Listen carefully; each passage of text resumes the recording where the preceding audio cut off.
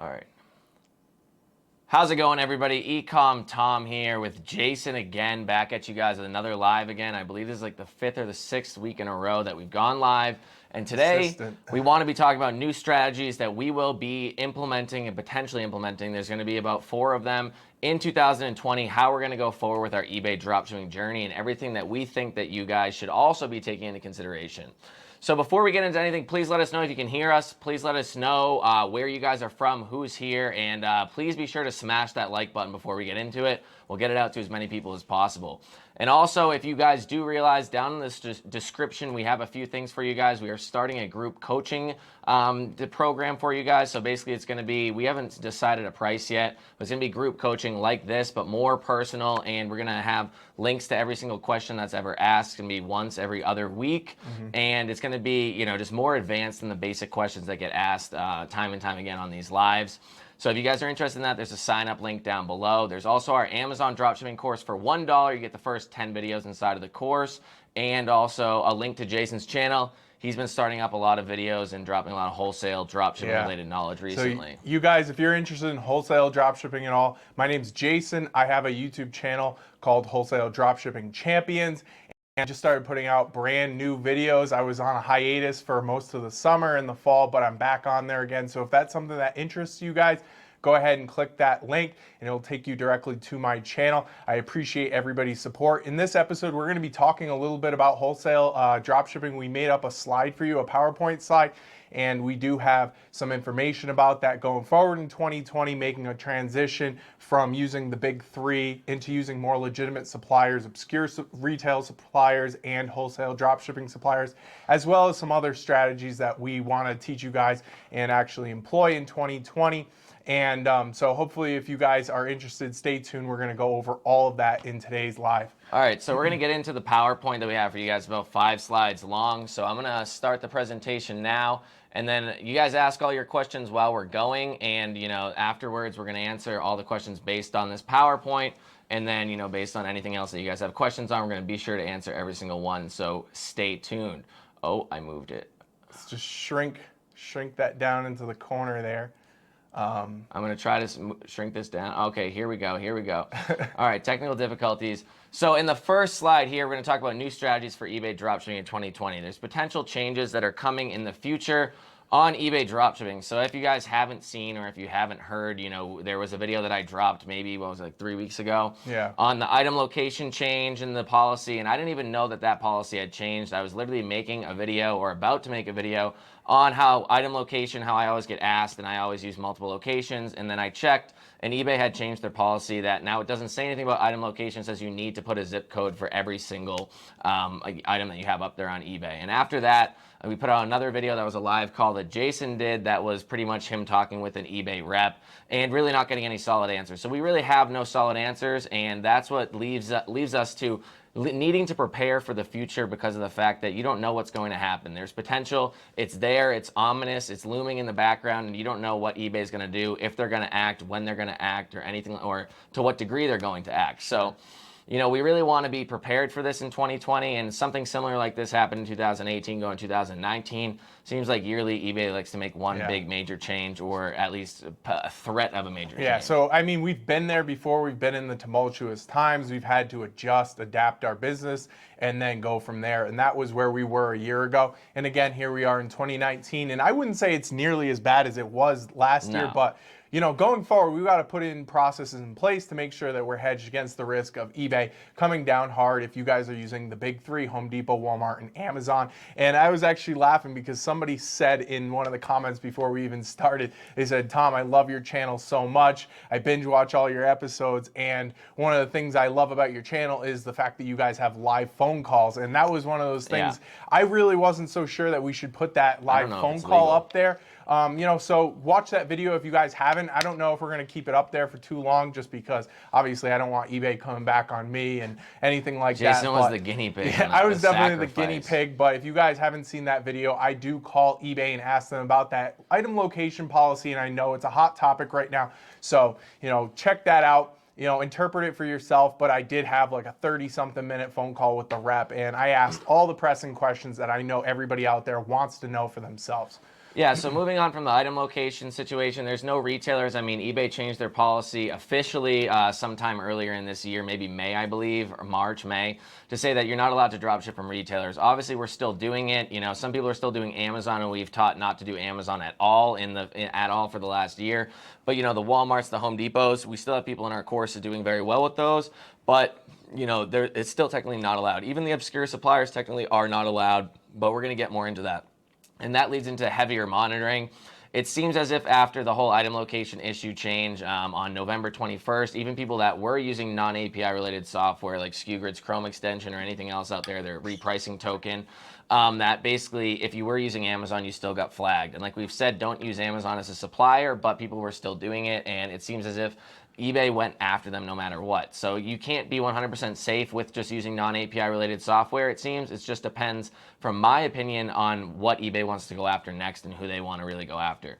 So you want to hedge yourself from any possible changes and don't have all your eggs in one basket. If you're starting this business, of course, just start off and try to learn eBay dropshipping as soon as possible, but you should never be complacent if you've been in this game for a couple months, a half a year, a year. You should always be looking to be making money elsewhere in other places online, and we're going to get into that as well. Yeah. And there's always going to be a way to make money on eBay. I wanted to put on eBay there, but I knew it would get cut off.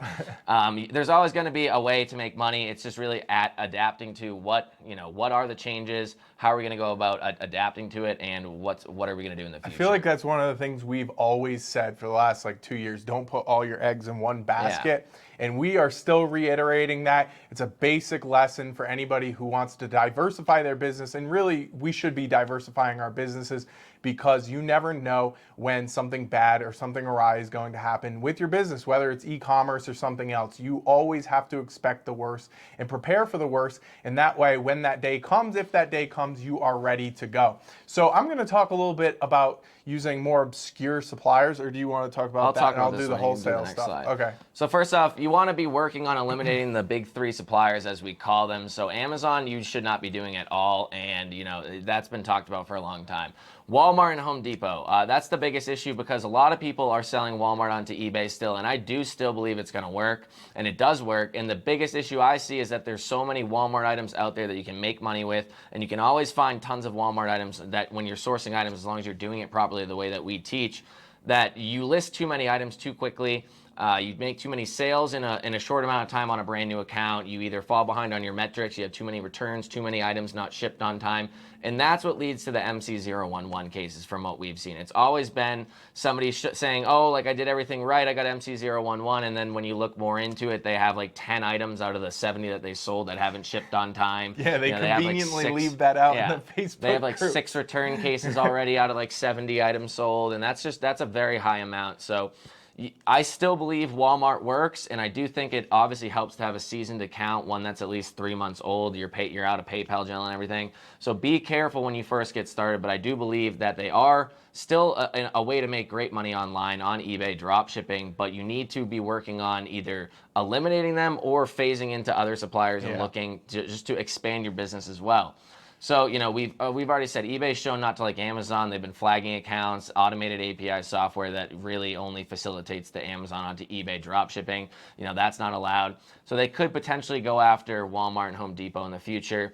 And one of the biggest things is they can clearly tell where these warehouses are. You can look up online and know where Walmart's warehouses are, where Amazon's warehouses are, and everything like that. So if they track your tracking numbers, which is the whole item location issue, where are your items coming from? The majority of your items are shipping from this location, this location, this location.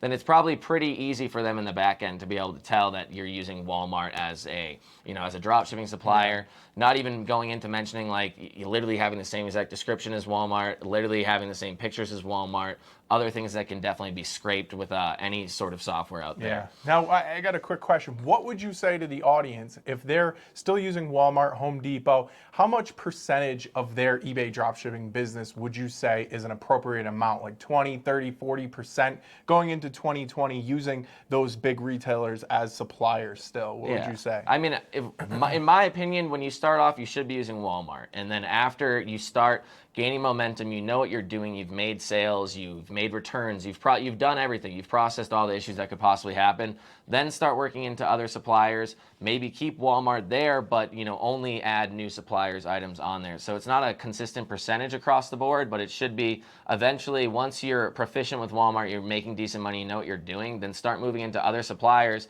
and eventually those suppliers will take over the money that Walmart was once making you, and then you can eventually just eliminate those as they stop selling or they fall off, or anything like that, or just have a semi-healthy mixture of them. But me personally, I don't like to sell Walmart or Home Depot or any Amazon. I haven't done that for over a year. So, and another point here is eBay can't track all the suppliers out there. There's tons of suppliers, and if there's this obscure supplier out there that you find, eBay doesn't really know per se if they're going based off tracking number, based off of common just locations of warehouses of these suppliers. They're not going to know that one of your suppliers is shipping from here or there if it's not on their radar. So if that's one thing that they're going after, we don't know. Like I said, they haven't answered or told us any answers to the question yet. Then that's just one way to avoid it. Some only have one warehouse as well, and that's a big thing. So if you want to have an exact item location of a zip code on your listings that are coming from that supplier, if they only have one warehouse, then it should be pretty easy after you make a couple sales to know exactly what zip code it's coming from.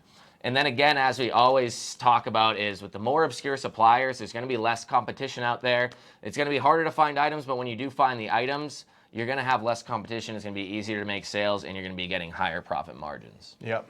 So we're going to move into strategy number 2 here, and this is a strategy that both Jason already does do very heavily, and what I plan on getting into more in 2020. Yeah, so wholesale dropshipping, guys, if you haven't heard about wholesale dropshipping, it is pretty much utilizing a wholesale supplier to take care of fulfillment for you, and you contact these wholesale suppliers and they will then drop ship the product to your customer. And obviously you have to go and get set up with these guys.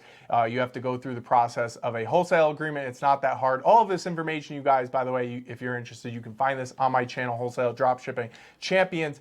It's actually a fairly simple process, and there's a lot more pros than there are cons, and a lot of people, I feel like, are intimidated by wholesale dropshipping. However, it is technically the only allowed type of dropshipping according to eBay's terms of service. So if you go to eBay's dropshipping policy right now and just go to Google, type in eBay's dropshipping policy, you will see in there that they specifically say and specifically allow wholesale dropshipping. And a lot of people might get confused by what that means, but wholesale dropshipping is exactly what I just said, leveraging wholesale suppliers, whether they're in the US or somewhere else. I like to use US wholesale suppliers, leveraging those guys to drop ship your products to the end consumer, and on top of that you get wholesale pricing. It's actually a really awesome deal. And a lot of these companies that I use only have one location. I would say about 75% of all my wholesale suppliers only have one warehouse location, because these companies aren't these Amazon, Walmart, Home Depot type companies that have hundreds of fulfillment centers. They don't have that type of infrastructure in place. They don't have that type of capital. They're not publicly traded companies. They don't have endless amounts of capital to, really do that distribution in that manner. So we're really lucky in the sense, because a lot of these companies only have one fulfillment center, and we can just go and take that zip code from where they're sending it out and put that directly into our eBay listing. Therefore, we don't have to worry about this new eBay item location policy.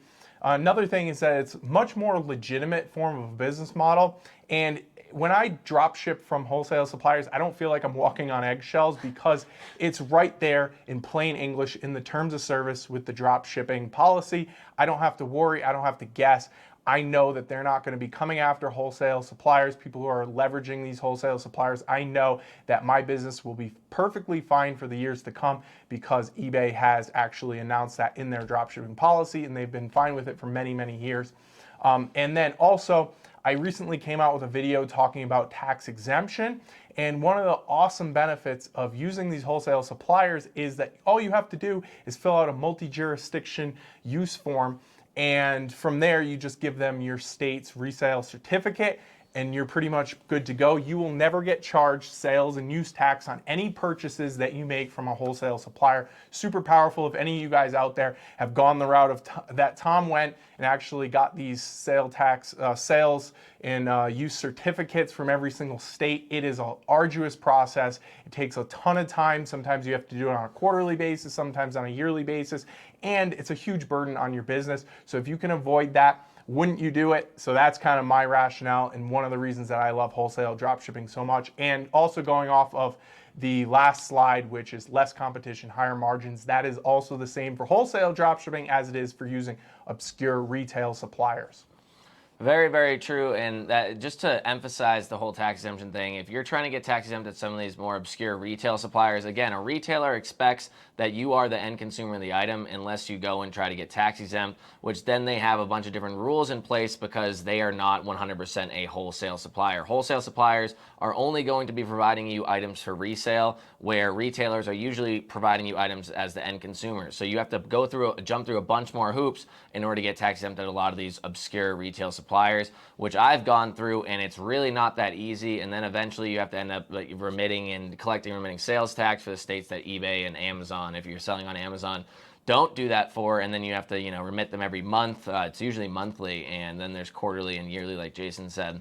It's gotten so bad that I've literally hired my sister to do so, which I also don't know if is allowed, but we're gonna keep going with it. So strategy number 3 here is something that really nobody's talking about out there, and it's what a lot of people do on Amazon. Or there's a big group of people that do it on Amazon. They call it retail arbitrage in a way that it's not drop shipping. Either it's you go to the store like Walmart and you buy a bunch of stuff on clearance, or you go online and you use different markdowns if they have a big clearance online sale, or you use coupons and gift cards and all sorts of things to get a bunch of items for cheap. Overcome the shipping. If there's $5 shipping on any item that's $35 or more, you're buying a bunch of items in bulk. And this isn't necessarily drop shipping, but it can be used in a way to actually pretty much be drop shipping. So what a lot of people do on Amazon when they do the online retail arbitrage is basically they'll buy a bunch of stuff from, say, Walmart.com. And these items are going to sell well. It's not like you're just listing random items up like you would be with drop shipping, and then once they sell, you go to the supplier. You're going to have to put the capital up front to begin with in order to actually buy the item. So you buy, say, 15 of this one item, 40 of this one item, 50 of this one item, an item that is going to sell very well, and we'll get into how you know that later or in this slide. And after that, you're going to buy the item, and you can either ship it all to your house and then send it into a fulfillment center like at Amazon or anything like that. Or you can send it to something which is called what do they call it? The co-packer, whatever they call it, the prep center, and they're going to do all the scraping off the barcodes, packaging the items, and sending it into the fulfillment center for you for like a small nominal fee of like $1, $2, $3 or whatever. Or you per can package. take care of the fulfillment yourself in-house if you have like a little garage. Or you could do that as well. Yeah, so you got options. There is a way. This isn't drop shipping per se, but this is a pretty damn close model to it. Where, say, if you buy a bunch of stuff online, you send it to your prep center, they do everything for you. You never touch the item, they send it in, and then it sells. The only difference is that you need to be confident in this item being able to sell because of the fact that you already put your money on the line buying the item. So that's the only real difference here. And the biggest thing about this is that point number 1 here on the slide is that eBay announced plans for an FBA equivalent in the next year or so, coming up in 2020. So they're going to be having warehouses, whether they buy the warehouses, whether they maybe even partner with Amazon or partner with somebody else out there. I mean, I could see eBay doing it just because they're down on their lucks. But, they have maybe warehouses. Sears. They're going to be fulfilling items out of it. So now eBay's going from just a website where you sell all of your stuff on it and they have no actual items or anything like that, like Amazon does. Amazon has their own brands. They have everything, their own warehouses. Now eBay is going to be getting more into that. Maybe you'll see an eBay Basics brand or something like that out there in the future. But what we can then do is, take these items that we know. So we're going to be buying physical products. Like I said, you can either buy them from wholesalers or retailers. You're buying things in bulk, more than, I'd say probably more than 10. And you're going to go into, just sending them to the prep centers. But what you're going to do here is what I think is going to be a great idea is you're going to be using your dropshipping data to sell targeted products. It's the same thing as selling an item on Amazon. You know that item, or dropshipping an item on Amazon, you know that item's selling well on Amazon, so why not buy it in bulk for cheaper and then send it into their warehouses? And then, you have Prime on your listing. It's going to be, what I believe it's going to be is the same, pretty much the same thing, except, eBay is just a smaller website than Amazon is. But, other than the fact that you need more capital, but you're going to get higher margins, there's a potential here, from what I think, that there's going to be a huge eBay algorithm boost like there is for Amazon Prime. You can have an item Prime that's priced 20% higher than somebody that's selling it fulfilled by merchant, but because it's Prime, it's guaranteed to be there in 2 days. That it's gonna get the buy box, and that's pretty much where eBay's moving, it seems, or they've been attempting to move over the last couple of years. And I really do think that this would be a big venture to get into, because with anything, with a lot of companies, or even if you play video games out there, when there's a new release in any sort of game or any sort of company, it's usually more overpowered when they first start, and then maybe they'll scale it back. So I really do think eBay is going to be heavily pushing this in 2020 or whenever they release it, but I do believe it will be next year. And I think that this is another thing that a lot of people aren't talking about, and really something to look into getting into. Yeah, I completely agree. That's a classic example of economies of scale, guys, by utilizing this model, buying a bunch of stuff in bulk, and then, saving on the shipping, getting it sent into a prep center or whatever. You still eliminate yourself as somebody who has to take care of the fulfillment. If you go down that route, economies of scale is an awesome, awesome thing that actually will generate you guys more money over time. I wonder if they're going to call it FBE, fulfillment by eBay or something. That'd be hilarious. All right, so now we're going to move into the last slide. For everybody that's watching, please stick with us. Then we'll get to your questions. So we're going to be talking about other diversification strategies. This isn't just all about eBay. And like we said, we always talk about not putting all your eggs in one basket. So you want to be really looking at other ways to be making money online. You get into eBay, then eventually move out into other things, like I said. So point number one is you want to be including Amazon dropshipping in your business. And I know a lot of people are afraid to get into it because of all the scary things they've heard about Amazon. But again, with Amazon, once you get your account seasoned enough, I'd say it's within the first 3 months. If you can make it past that point, you should have very little issues, as long as you're not doing Walmart onto Amazon, which I say is pretty much the equivalent of Amazon onto eBay. It's basically the same thing. They're heavily targeting it, and you don't want to be doing that. You want to look for obscure suppliers, and that's pretty much everything that we teach inside of the eBay and the Amazon course at this point in time. Yeah. And I was going to, so to segue into that, guys, look into making money on other marketplaces, diversifying your e-commerce income stream. We're really starting to look into Facebook Marketplace as a potentially viable place to dropship, Mercari, Groupon, Etsy. I've actually dropshipped on Etsy. It doesn't have the market share as Amazon or eBay, but it's a great place to diversify your income stream, especially if you're already selling those products anyway. Why not put them onto another marketplace? You could even throw Bonanza in there, but their market share is very low. You're not going to get a lot of traffic and sales. But again, if you want to diversify your income while drop shipping, Bonanza is also another place. And then as you gradually get bigger, as you know what you're doing, maybe you've already done Amazon drop shipping and eBay drop shipping, then try to transition into using Shopify and building out your own website and actually bringing the customer to you. At that point, you own the customer. You can remarket to the customer. That's where you're really going to build a brand and a long-term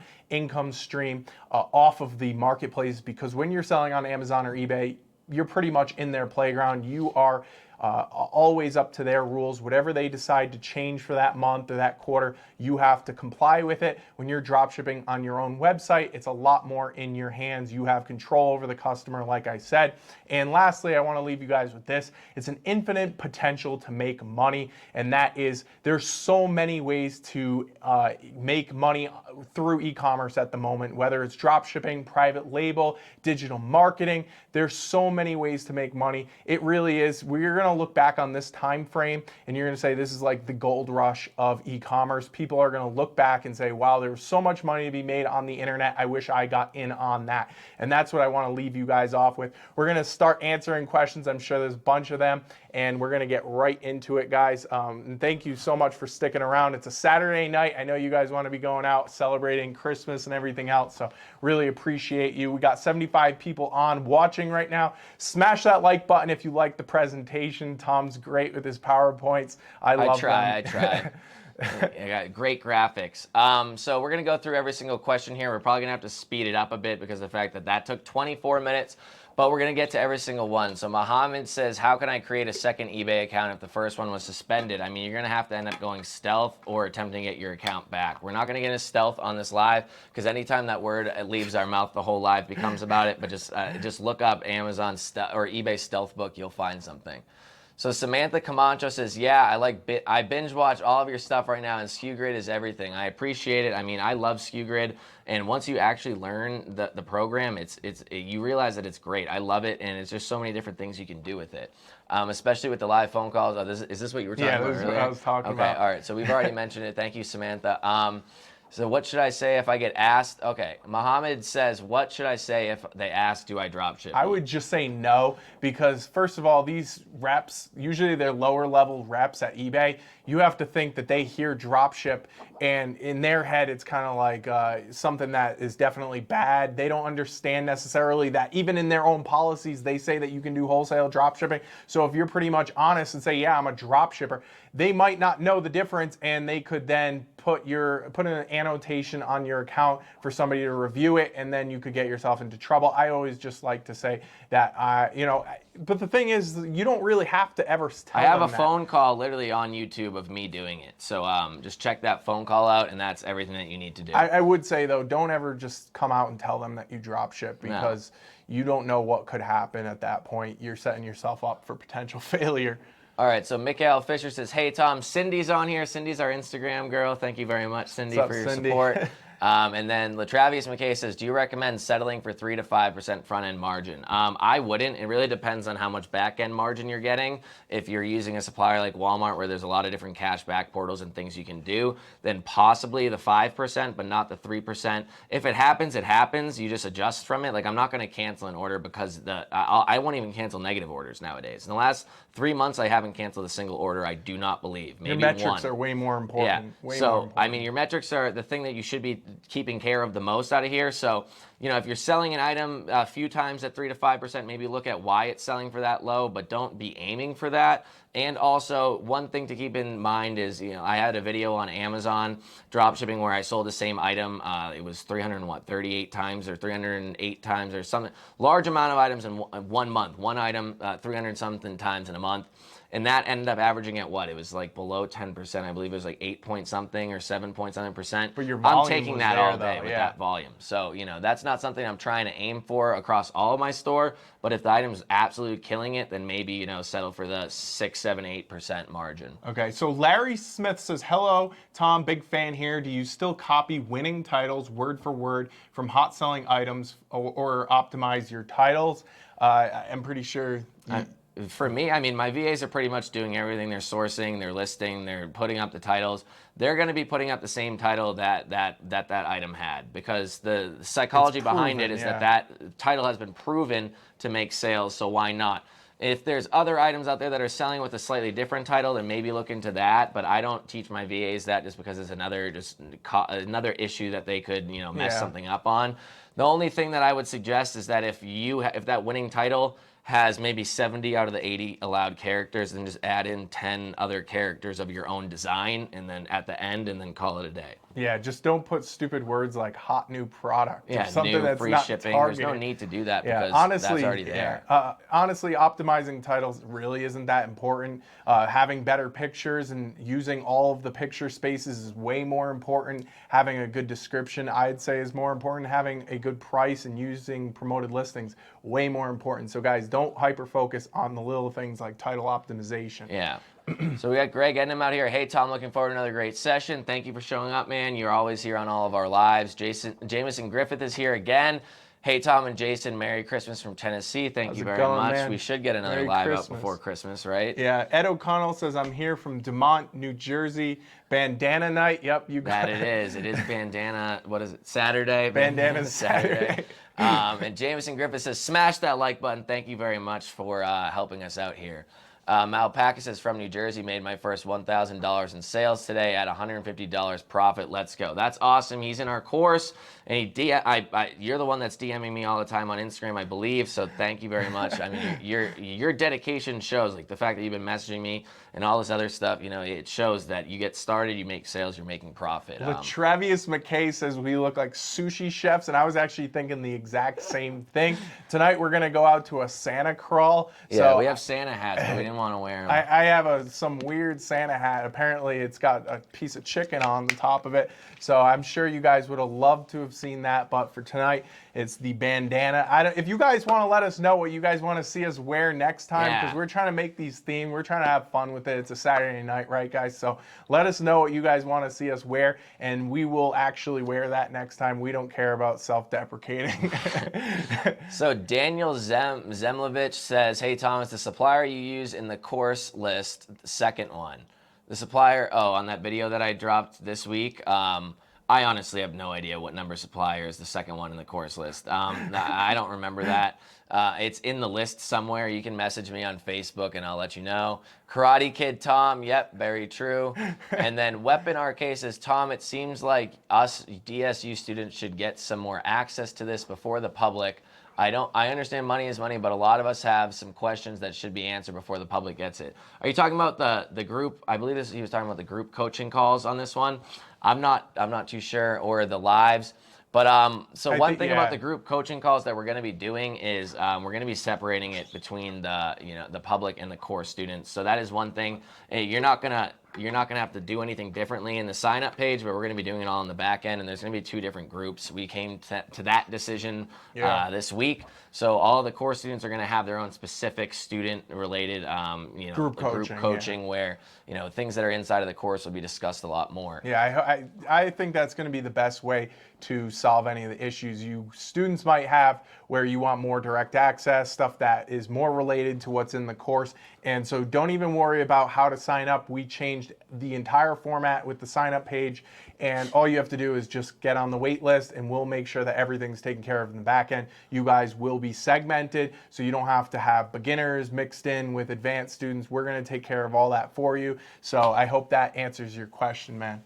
So Malpaca here says that live call was the nail in the coffin for the eBay, for the item location issue. I mean, I'm not too sure about that, considering there wasn't a real definitive answer. Right. I bet you if Jason called again and got somebody else, he would have gotten a different answer. 100%. So, I mean, it just goes to show that the nail in the coffin, I guess, is that they don't know what's going on. There's no real actual decision yet. So William Claus says, are you moving toward true wholesale relationships?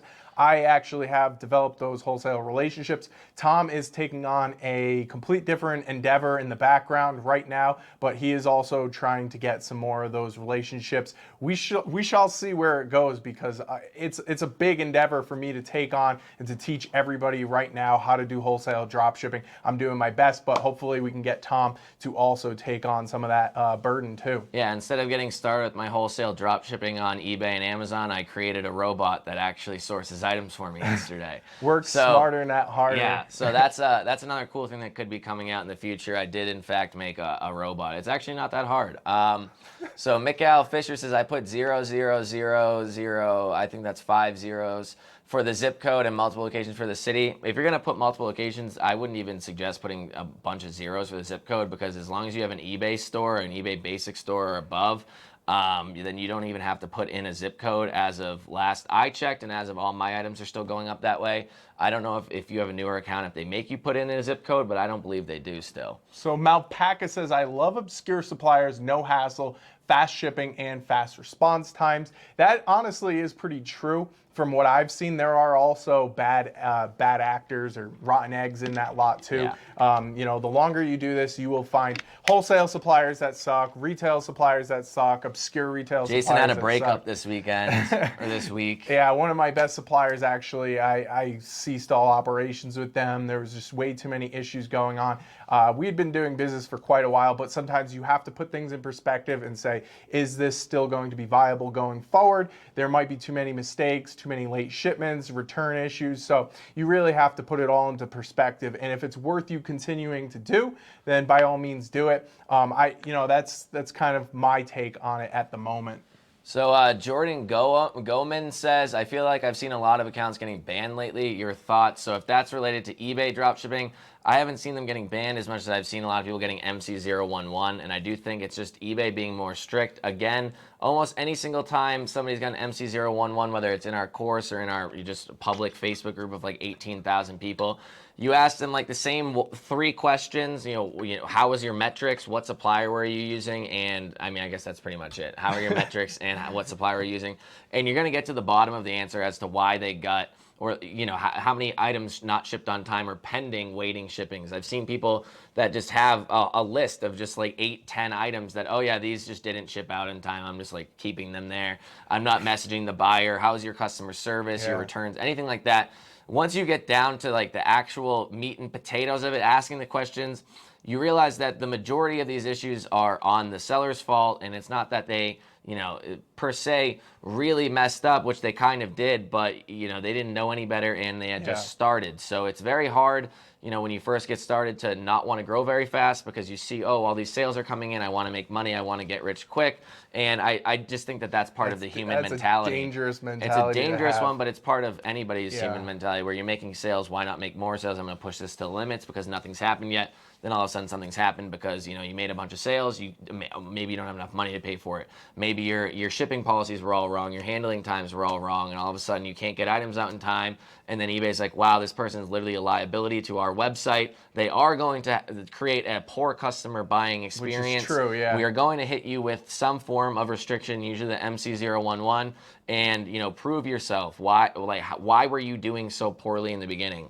And that's pretty much what it is. I mean, yeah, and one of the things that both of us have seen as doing this for a long time and having a big Facebook group and constantly seeing these issues come up is that I don't think that people have bad intentions. It's kind of just like they get into this really quick and try to get the ball moving, and they make some really big mistakes. It's exciting. And it is exciting, and I can see why people make some of these mistakes. But you really have to, and that's why I always talk about courses, and not just because I'm a course creator. I took plenty of courses before I ever made a course.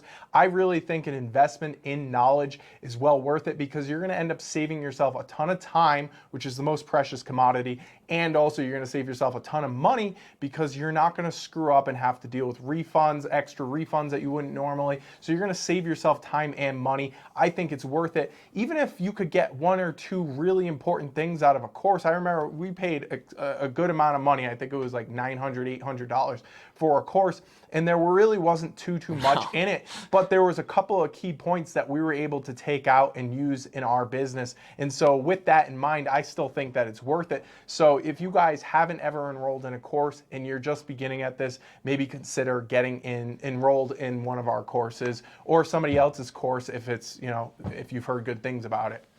So Zuka in Days says, do I need multiple accounts for Walmart to use them as a supplier to prevent them from canceling my orders? I'm new to dropshipping, by the way, and I also have a debit card only. So my first suggestion is get a credit card. My second suggestion is call Walmart and let them know that that's the card that you're going to be using on your account. I've never used a debit card for anything dropshipping related, but when I was using a credit card on my Walmart accounts, when your Walmart account's new and you don't have very much buying experience on it and you're using, you're shipping to all these different addresses, it flags a fraud system in their back end and they're going to cancel your orders. If you call in and say, this is going to be the card that I'm using, then usually, from what I remember, then they allow it to go through afterwards without very many issues. They'll say try again the next 30 minutes, and the rest of them should be good after that. So we got 77 people watching right now. We really appreciate you guys again coming out on a Saturday night. I know you guys take your business very seriously. It's a grind. You got to put in the work. So if you guys could take a second and smash that like button. We got 77 people watching, only 29 likes. Let's try to get this out to as many dropshippers as possible so that they can know the truth and prepare themselves and their business going forward in 2020. So Muhammad says, what is the best site to hire a VA? I mean, I'm sure there's a bunch of answers out there based off of personal preference, and it really depends on what you're trying to use the virtual assistant for, but I'm assuming it's just for eBay related drop shipping, just work inside of your store, sourcing items, listing, orders, customer service, and from there I'd suggest onlinejobs.ph.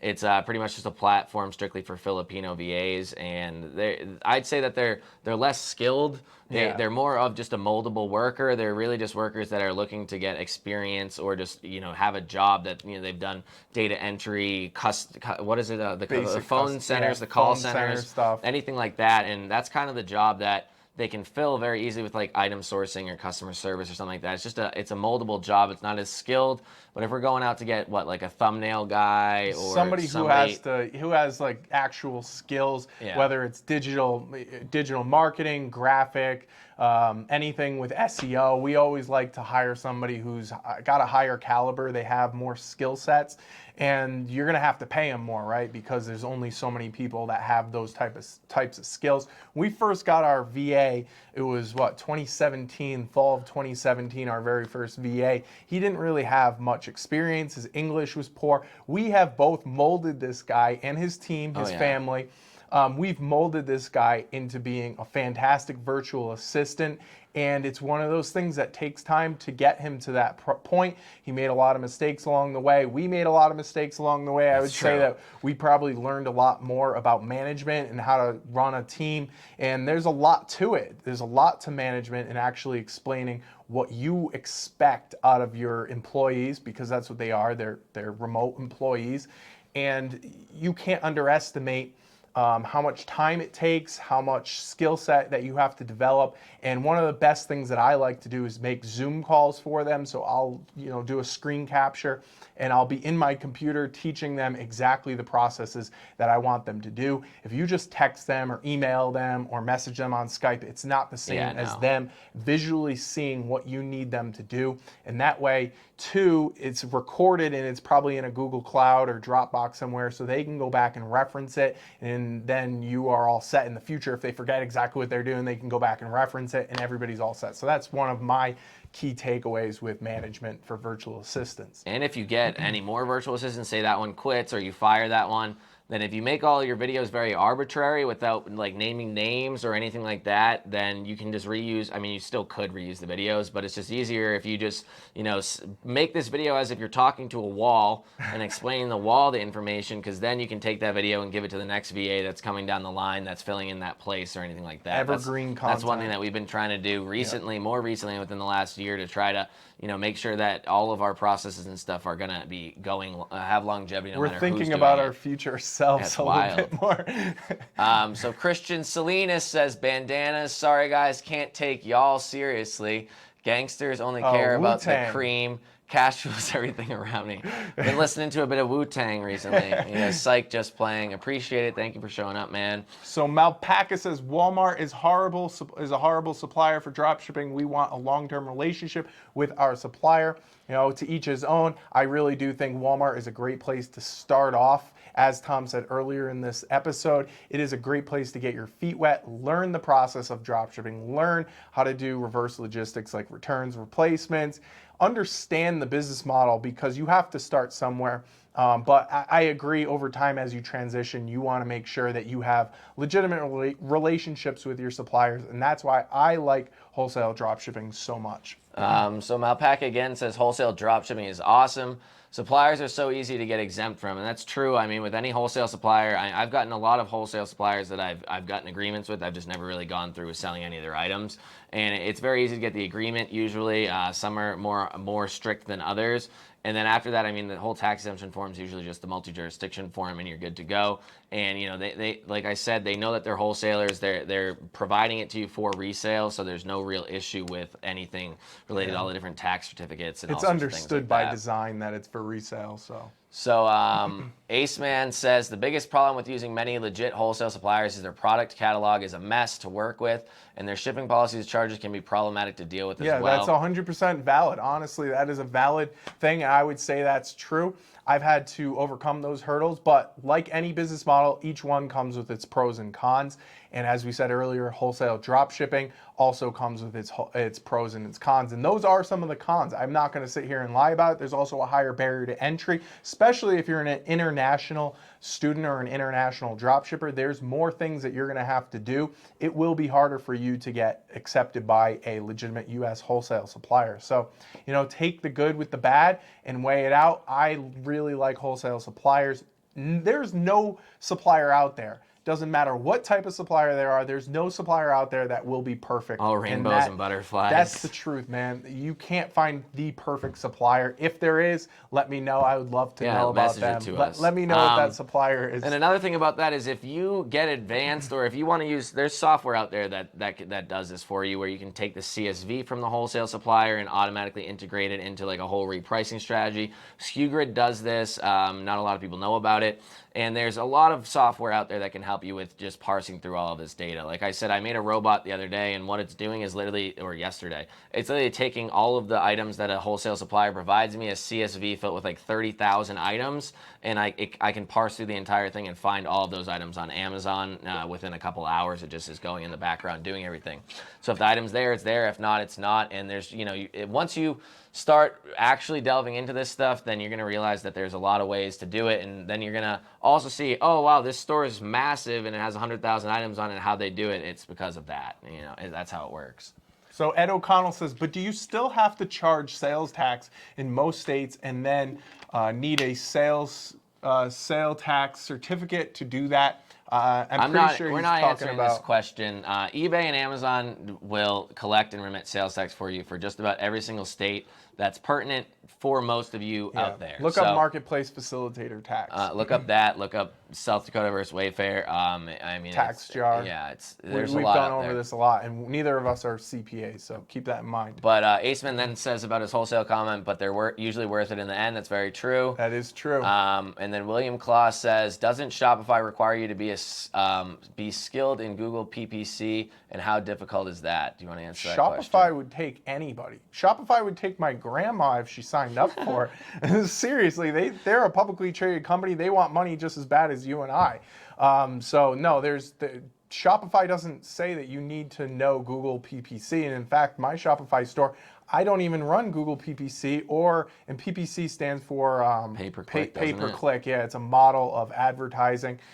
Facebook has their own version of it, and I don't do any of that because I'm in a restricted category, kind of plus 18, so anybody who's an adult can buy from my store, nobody below that. So there's restrictions with doing PPC for above 18 adult products, but no, you definitely don't have to. Think about alternative digital marketing, and that's one of the things that Tom and I really like is alternative ways of getting our product or service to the customer. Think about TikTok, Facebook, Instagram, none of those things cost any money. YouTube, right? Quora and putting in backlinks from Quora, Reddit. There's so many ways. Email marketing, SMS marketing, none of those really cost money unless you want to pay for software to help it. You don't have to go down the traditional digital marketing route. So just keep that in mind if you're looking to get into Shopify.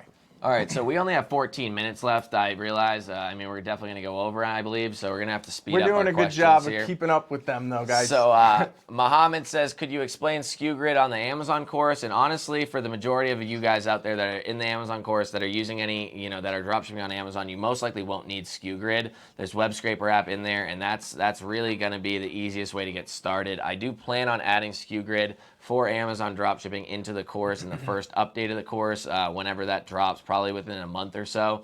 And, it's not necessary. You do not need to be using SKUGrid for Amazon, and I'm going to leave it at that. So Bobby Gordon says someone should create a dropshipper website. There's a lot of dropshipping websites, people that are dropshipping, but if you're talking about like an aggregate or a dropship directory, there's tons of those out there. There's tons of ways to capitalize on the business model itself. If you have any understanding of coding, that's a great place for you to make some money, because obviously the demand right now is going up for anybody who's looking to get into dropshipping. So software that provides solutions for dropshippers right now, those companies are making tons of money, and all the peripheral businesses capitalizing on people who are dropshippers are making a lot of money. So I'll leave that one there. So Ziz says, if an eBay account is flagged, do I need to go stealth? Oh, here we go, stealth again. If your eBay account's flagged, just create a new one. You will be good. No stealth questions. What wholesale suppliers should I use? Check out Jason's channel. He teaches you how to find them.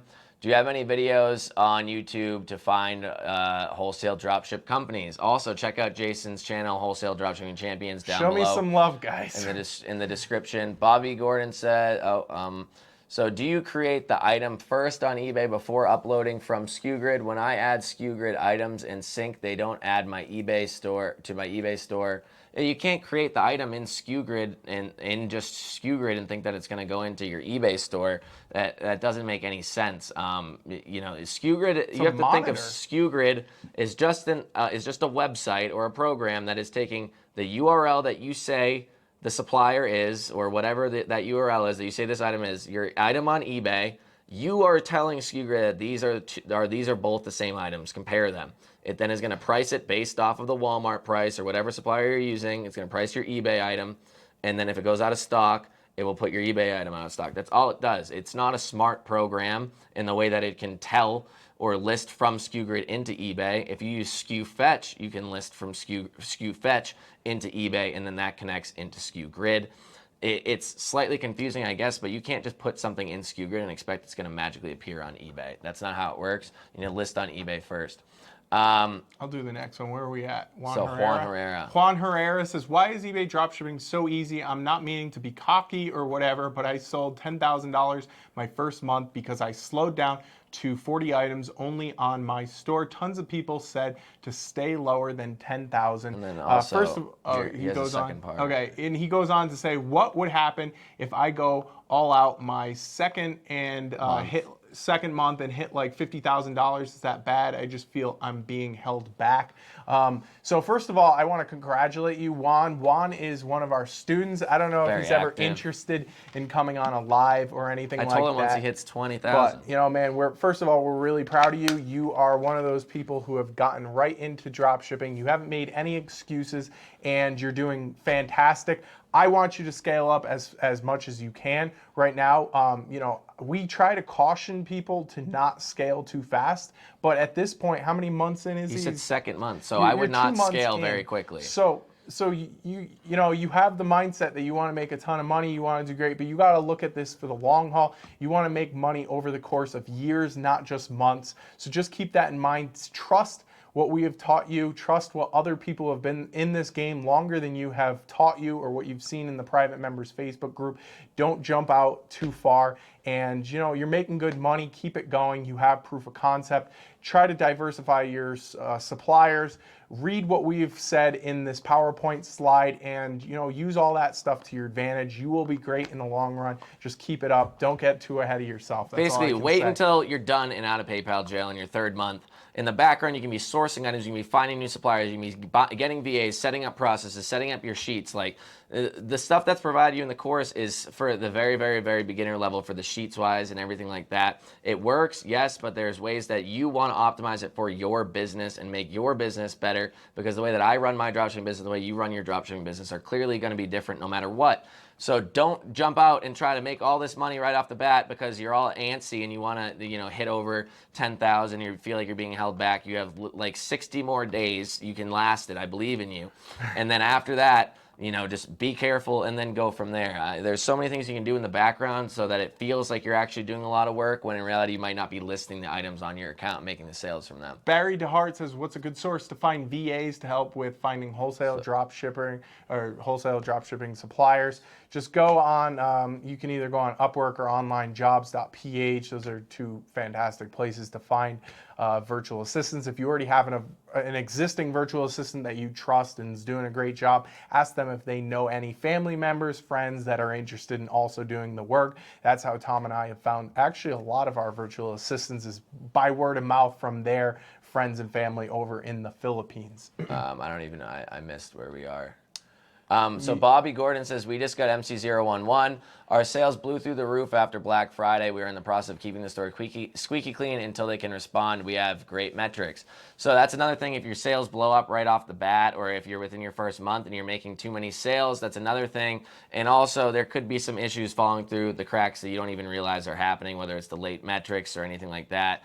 I mean, once you do more research into it, or eventually you might realize that there is another issue out there. Music Mania is in the house. How's it going, Music Mania? He always comes to our lives. Latrevius McKay says, wear Santa hats next time. That's an awesome idea. I think we will do that.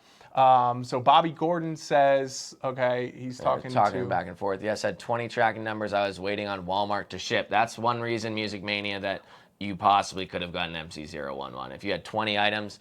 And that is an issue with Walmart where during the holiday season, or some people don't realize that their items are, some take only 2 days to ship, some take 3, 4, 5. Some I've literally drop shipped an item that took like 17 days to ship from Walmart. Yeah, that's or to get delivered. unacceptable. So you need to be, either taking those items off your store or have multiple shipping policies like we talk about inside of the course. Yeah. Christian says, can you tell me more about the robot you bought Studios? That's No, his irrelevant question for it's the my day. baby. I'm not teaching you nothing about it. It's secret. Does MC011 prevent you from making a new account? I don't think it would prevent you. I think it would get you caught.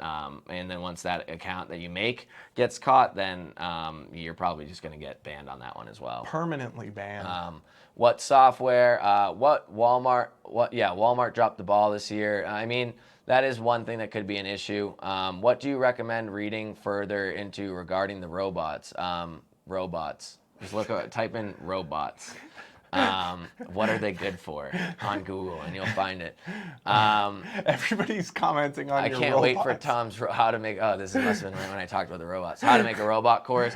Honestly, I don't even think there's a course needed for it. How late were you easy. up last night coding? Like 1 in the morning. Wee hours in the morning? Oh, my God. I noticed someone bought a product from my store and their shipping address was eBay's headquarters in San Jose. I sell items to Amazon on Amazon. That sketched you out all that the time. first time, remember? The first time it happened, I canceled the order because I was sketched out. I thought there's some sort of espionage going on. And then it's happened like 5 times afterwards, and I just send it every single time. Honestly, it might be brand loyalty. It's eBay's headquarters. We got to buy from eBay to help the company out. I don't think it's a big issue. But it depends on your supplier. Kind of funny, I mean, though. if it It's a comes, quirk. my suppliers that I use don't always have like a branded box. So if you're sending, a Walmart item to eBay's headquarters, I'd maybe think about, maybe not sending that one. I'm not too sure. So Webinar K, okay, we keep going on to Jeff Allen. They canceled after buying. He's talking about that earlier comment. So Bobby Gordon says our mics are reversed left to right. Honestly, I don't understand this technology. I can build a robot, but I don't know how to set up microphones. And there's 2 plugs, and I must have reversed them. Like what? And their headphones are going back and forth? Oh, wow. So I just got MC011 Wednesday for tracking because of Walmart's slow shipping. So it seems like Walmart is boning some people here. Walmart's probably super busy during the right holiday now. season. I might have to I'll try to put out a video next week, warning about Walmart for everybody out there, because it's one of those things that personally, or I know personally, is a thing that happens, but it's very hard to get every one of these warnings out to the public all the time, or get everybody to see it. So do you think I can get my account back? I mean, if they're just asking for tracking and everything gets good, then yes. But if they start asking for invoices, then you're going to have to provide some invoices that are most likely doctored or use some service out there. Yeah, that's definitely sketchy. So Mikhail Fisher says, should I use AliExpress as a supplier for wholesale? I'm not really sure how you mean you'd use them for a wholesale supplier. If you're buying in bulk from AliExpress and then reselling on the marketplaces, I have heard of people doing that. That's certainly better than buying one unit at a time and then reselling on the marketplaces. But if you're going to go down that route, you might as well look at legitimate manufacturers in China and importing those products, or using Alibaba, where you're going to get better quotes than AliExpress, which is kind of the equivalent of the Amazon of China, whereas Alibaba is more of wholesale suppliers and manufacturers who can export those products to you. So Raven says, what about sales tax when you cancel? So if you cancel the order, I believe PayPal is just sending the sales tax straight back into into eBay or whatever. You're getting paid out for the sales tax. But if you cancel it, you are not getting your PayPal fee back. I did start looking at some PayPal transactions yesterday, and I did realize that I'm not getting my fees back, which has been a thing that has been known for when they say that was going to start happening in May, and then they didn't start it until like October. eBay's notorious. No, that was for PayPal that. on that one. They're all notorious for that. So we got somebody using Overstock. Has been working for me. It's been working. I've heard about the O Club as being a pretty Club O, I believe it's pretty called. awesome 5% off. Little hack that some people don't know about for Overstock, so you can get a little extra cash back if that's your thing. I've never used the vintage Overstock. signs have been selling like crazy from Overstock. How is Overstock working? So you don't need. Those are dad presents if I've ever heard them. Yeah, right. I'm gonna get my dad one of those for Christmas.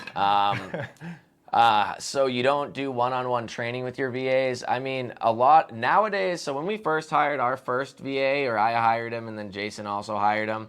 I didn't know that you should be like talking to them on the phone and everything like that. Now I do believe it's just like at that point where it's like we've disconnected so far on that path where we just send him videos. He's the one that we talk to. Everybody else gets their work given, and that's that. But for the majority of our new people that we're hiring, whether it's for anything out there, managing our accounts or anything, I always hop on a video call with them. But I still wouldn't do one-on-one training with them just because it's just tedious, and it's over time. It's just a pain. If you make videos for them, you can make them on your own time. You can have them forever, and it's just easier that way. If you think that one-on-one training is the way to go, then you can, but I don't. So guys, we got 86 people watching right now.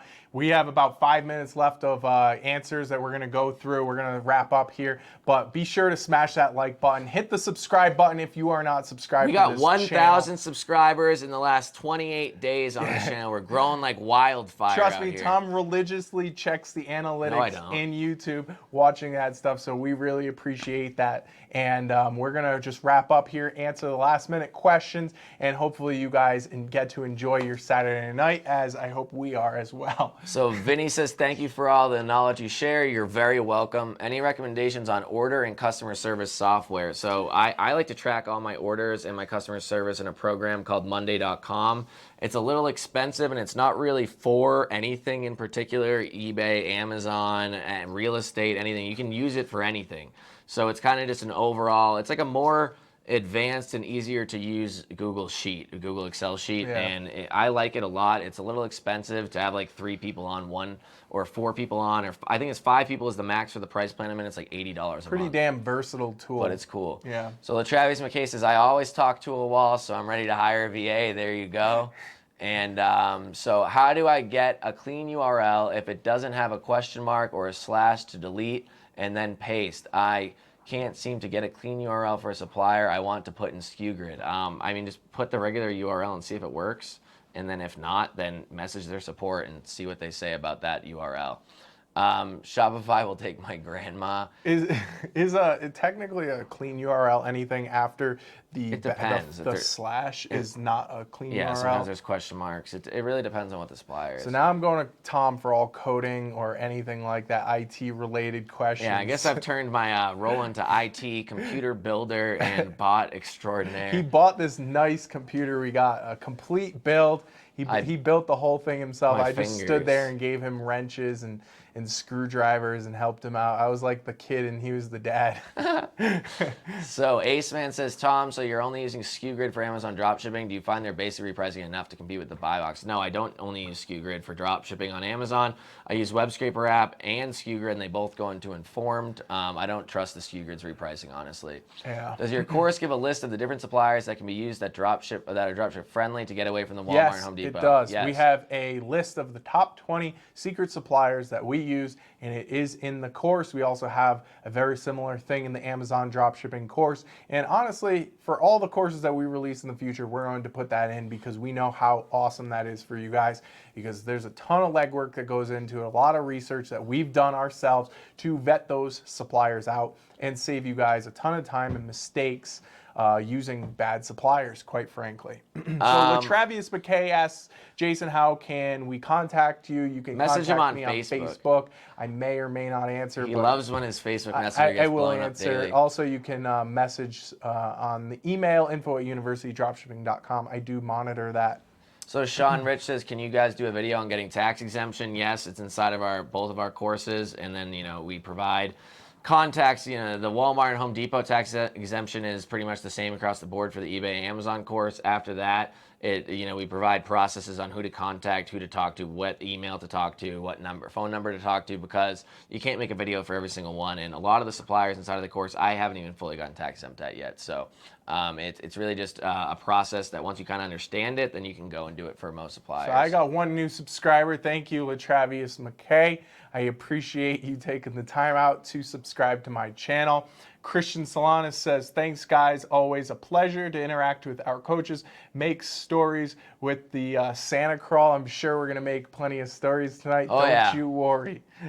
So Malpaca says, Tom, the Google Sheets you provide in the course help so much. I customize all of them to my liking and keeping track of my cash flows now. Thank you. You're welcome. So that's exactly what I was talking about earlier. I'm guessing that message was in regards to that. It's a basic, helpful spreadsheet that's going to have your fees taken out, everything calculated for you, your profits, your return sheet, your order sheet, anything like that, your profit sheet, your item sourcing sheet.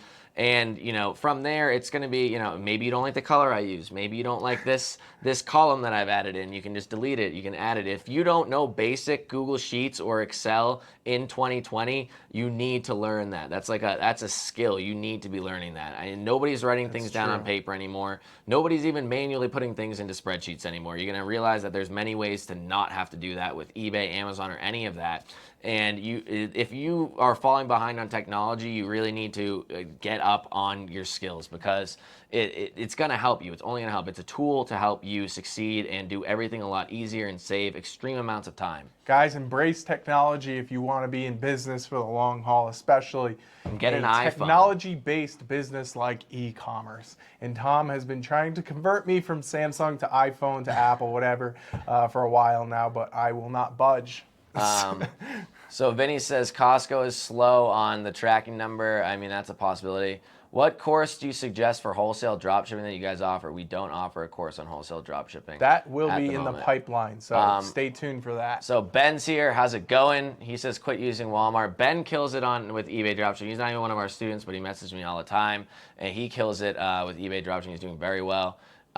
Christian wants to know more about my robots. 85 people watching. Thumbs up. Thank you, Music Mania. Tom, can you build a robot to just live my life for me now? Honestly, I could imagine in the next 20 years, you don't even have to move. You can sit at home. You can get fed through a tube, or in a tube here. You'll have your little bedpan. Everything will be virtual, and it'll be you're living in a whole nother universe. It'll be great. God. So whatever your liking is, you can build it. You can. It's like an episode of Black Mirror. It'll be what's that, Minecraft? What is that game that the little kids play? Minecraft or whatever, but in your real life, that's what it's going to be. This sounds like bad science fiction to me. I think it's going to happen. So Marshall's is better than Walmart. Gift receipt options are way more straightforward. I didn't even know people drop ship from Marshall's. Neither did I. I didn't know Marshall's had an online store. Honestly, I never heard of anyone drop That's a ship possible golden nugget there for anybody that's watching.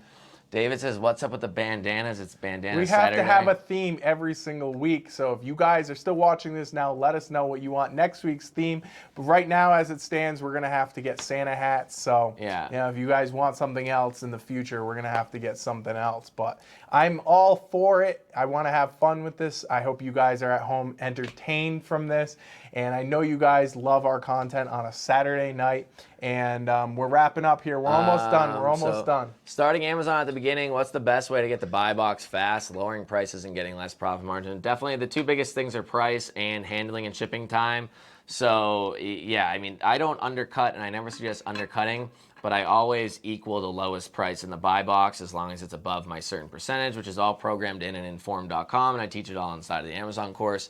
So being one of the lowest prices out there is definitely is the easiest way to get the buy box right off the bat. The price is number one. And then if your shipping time's 3 weeks and the other person's 3 days, then figure that out. Stay away from price wars, though, guys. You don't want to get into price wars. I've said it time and time again. You get into a price war, and everybody's going to drive it down to zero or negative profit, and nobody wins at that point. So Kirill must have just shown up and not listened to a single thing that we said during this entire live.